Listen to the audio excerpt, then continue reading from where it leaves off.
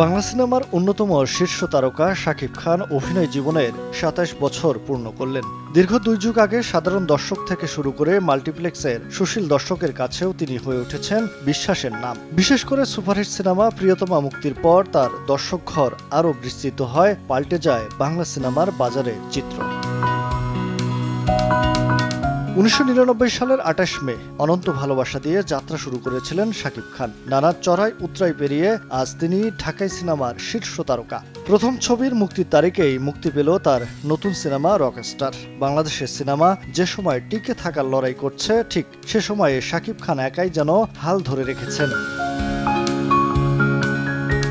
দেশের প্রত্যন্ত অঞ্চলে হোক বা ঢাকার অভিজাত মাল্টিপ্লেক্সে তার সিনেমা মানে এখন দর্শকের ভিড়। একসময় যারা সিনেমা হলে যাওয়া ভুলে গিয়েছিলেন, তারাই আবার দীর্ঘ লাইনে দাঁড়ান শাকিব খানের সিনেমার টিকিটের জন্য। গেল কয়েক বছর থেকে এমনই চিত্র দেখা যাচ্ছে সিনেমা হলগুলোতে।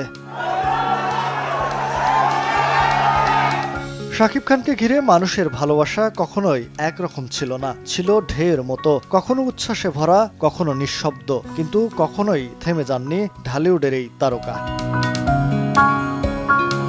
শাকিব খানের ২৭ বছরের পথচলা গণনার নয়, যেন অনুভবের। এটি বাংলার হাজারো সিনেপ্রেমীদের সঙ্গে জড়িয়ে থাকা এক নীরব অধ্যায়।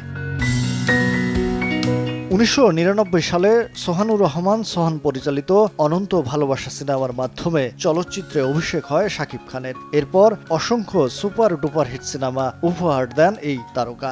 অভিনয় স্বীকৃতি স্বরূপ পেয়েছেন জাতীয় চলচ্চিত্র পুরস্কার সহ আরও অনেক পুরস্কার। মহিব আল হাসান, সময় সংবাদ, ঢাকা।